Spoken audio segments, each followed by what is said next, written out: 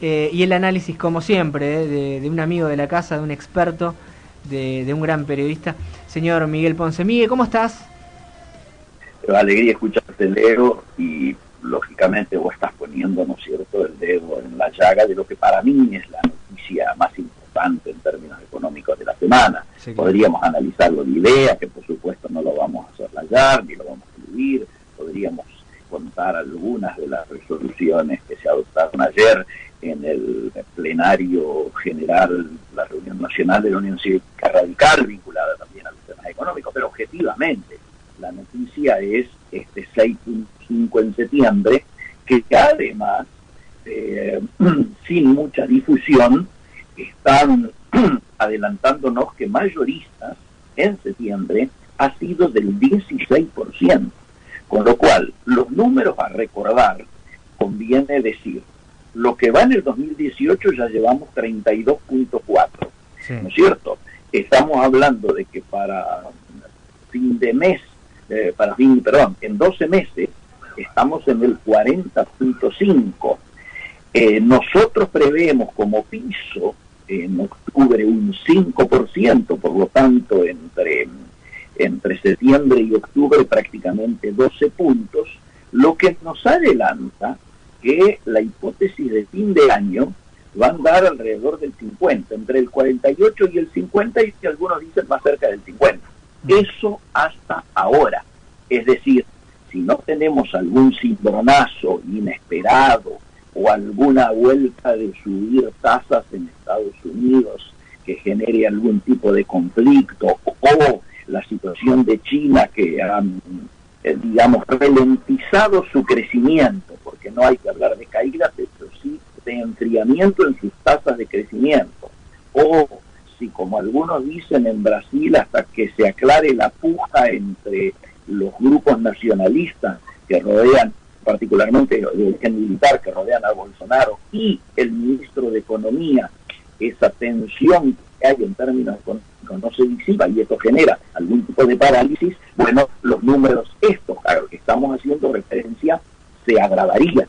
Ahora, vos sabés, Leo, que ya en muchos de los bancos de primera línea y en analistas que juegan con temas de riesgo, ¿no es cierto?, ya se califica la situación de hiperinflación. Yo no me atrevo a dramatizarlo tanto con el tema de hiper, pero en los informes que reciben de muchas consultoras internacionales, la palabra hiperinflación ya está puesta. Algunos dirían, esto tiene o no que ver con el rol que está teniendo el Banco Central. Y aquí viene un asunto que también es conflictivo, sí. Porque algunos plantean que lo ocurrido esta semana, ¿no es cierto?, en términos de dólar, sería una ratificación de la política de tasas altas. Claro. Otros, en cambio, decimos que la inflación sea tan alta es la prueba palmaria del fracaso de la política de tasas altas. Es decir, depende de... Sí, porque cambiaron de herramienta. ¿Cómo? Porque cambiaron de herramienta, digamos. Cambiaron las LEVAX por las LELIQs, con el agravante para mí en las LELIQs que exponen al sistema financiero. Totalmente. Ha vuelto el tema del carry trade, ¿no es cierto? Y en lugar de las LEVAC, ahora estamos con las LELIQ y las LECAP. ¿Sí? ¿Qué origina esto? Algo que es cantado a coro en idea. Todos los tipos que están hablando de la economía real te dicen, señores, estas tasas no pueden seguir. Lo dijimos el sábado pasado. El propio ministro de la Producción, como si estuviera fuera del conflicto, dice, con estas tasas no puede haber economía real que sobreviva. Y aquí viene, digamos, un tema que claramente está vinculado a esto de que se pretende, ¿no es cierto?, nuevamente generar dicotomías a mi juicio falsas. ¿Vos te acordás que más de una vez tocamos en nuestra columna desde hace 2 años un planteo originario que para nosotros es incompatible o que no era la mejor contradicción a plantear? Se planteaba inversiones o mercado interno. Y nosotros decíamos, ¿por qué no? Y Bueno, ahora esto se ha dado una vuelta de tuerca y el planteo es exportaciones o mercado interno. Es decir, SICA muy inteligentemente dice, tenemos que terminar con aquella frase que se usaba mucho desde hace tiempo, que es el tema del saldo exportable. Es decir, que las empresas solo mandaban exportación lo que no vendían en mercado interno. Bueno, ahora evidentemente habría mucho saldo exportable. Y él dice, tenemos que cambiar la cultura y tenemos que plantear una política exportadora independizada del mercado interno, sabiendo que en esta recesión el mercado interno está liquidado, como está reflejándose en la propia, en el propio coloquio de ideas, ¿no es cierto? Yo estaba por ir, he ido, así como River perdió el invicto ayer, he perdido el invicto en mi idea, he perdido el invicto en mi idea este año por culpa de este operatorio que me tiene, y que si los que nos están siguiendo en estos momentos a través de imagen, me verán que estoy todavía con él colgado, ¿no es cierto?, el brazo derecho sin inmovilizado. Sí, le aviso a la gente, hoy recomendamos mucho la app y también a los que nos están siguiendo a través de Facebook Live, porque en este momento tenemos la imagen de Miguel hablándonos desde otro lado. La verdad que la radio se está portando bárbaro, ¿no? ¿Y vos estrenaste el estudio nuevo antes que nosotros? Yo llegué cuando debutó la mesa, claro. La famosa, la mesa biónica. Y prepárate que todavía le falta. Sí.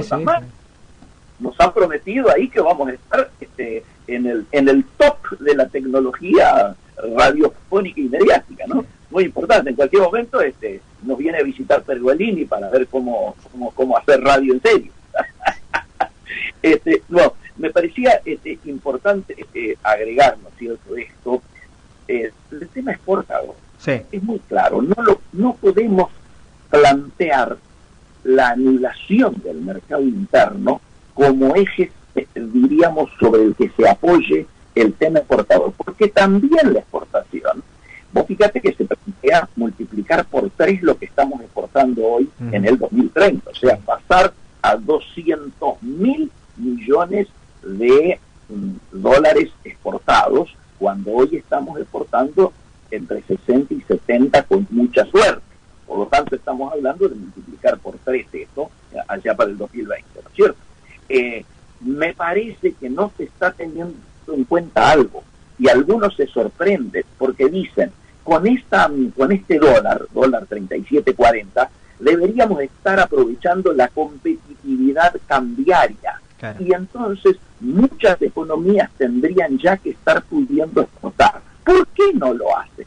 No solo por las guerras comerciales, por la particular situación que se da en el mercado internacional, sino porque no se dimensiona que el resto de las competitividades, digo, la que tiene que ver con el impositivo, la que se refirió anoche el presidente en el cierre de idea de la competitividad logística, o sea, el abaratamiento de los precios, la falta de crédito para el exportador, algunas de las retenciones puestas a la exportación que también generan conflictos. Todo este tema nos marca claramente que la agenda de la competitividad, que los que nos siguen deben estar cansados de hablar de ella, todavía está recién empezando a ponerse en marcha con algunas medidas que sí que está empujando, pero que claro, se hace muy difícil, insisto, en los marcos de estas tasas que lógicamente atentan contra cualquier actividad productiva posible, ¿no es cierto? Ahora, me parece como concepto interesante, ya que se habla de que se quiere privilegiar a las economías regionales, las exportaciones de las economías regionales, decir algunas cuestiones. Tenemos que ser ambiciosos en pensar soluciones para este tiempo. Y hay quien dice que en Estados Unidos el tema funciona tan bien en cuanto a las economías regionales, porque la Fed, ¿no es cierto?, lo que sería el Banco Central, diríamos, norteamericano, o el equivalente al Banco Central nuestro, está federalizado. Es decir, tiene directores de cada una de las regiones productivas, en muchos casos designados por los gobernadores, pero en otros casos designados por los organismos empresariales que representan imagínate qué bueno sería que aquí tuviéramos federalizado el Banco Central y los bancos nacionales, digo, el Nación, el Banade, ¿no es cierto?, y la banca nacional en términos generales, donde no hubiese, como más de una vez hay, políticas que tienden a privilegiar algunas economías regionales por sobre otras, y pudiera haber una defensa concreta en un momento en el cual, lógicamente, las restricciones son las que estamos viviendo y padeciendo, ¿cierto?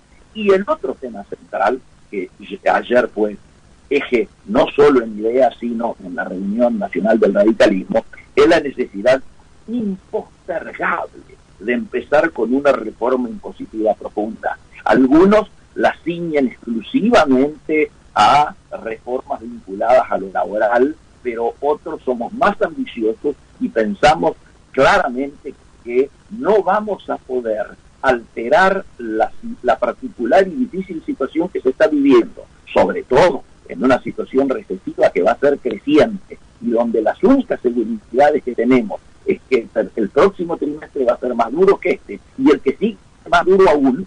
En ese marco aparece imprescindible encarar en serio una reforma impositiva. Ojalá esto se pueda hacer después de aprobar el presupuesto, porque lógicamente antes del presupuesto todo el mundo está atado a si se aprueba o no, pero me parece que debiera comenzar a hablarse con mucha más seriedad y mucha más energía alrededor de estos temas, que obviamente obligan entonces sí a generar una mirada en el largo plazo con políticas de Estado que tiendan al desarrollo y al crecimiento, y no exclusivamente al ajuste y a los recortes, ¿cierto? Claro.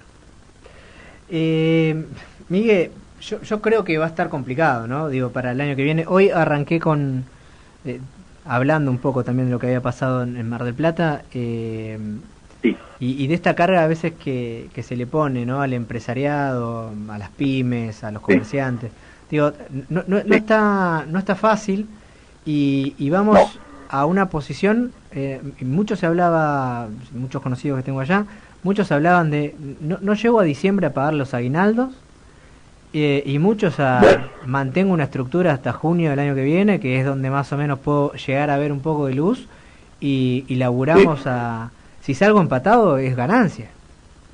Absolutamente, totalmente de acuerdo con vos. En estos momentos, yo diría, recién empieza a tomarse, digamos, conciencia de la dimensión de la crisis recesiva que estamos viviendo, y como lo decíamos recién, todavía lo peor falta por llegar. Lo que viene todavía es peor antes de empezar con el rebote, que si todo anduviera bien, y vuelvo a decir que ya a esta altura le escapo a los pronósticos, y creo que el gobierno también debería escaparle a los pronósticos por la historia de los pronósticos fallidos que hemos tenido. Por eso me preocupó tanto Duhovne esta mañana cuando veo en la primera plana de los diarios que su intervención de ayer anunció que el proceso inflacionario empieza a desacelerarse a partir del mes que viene.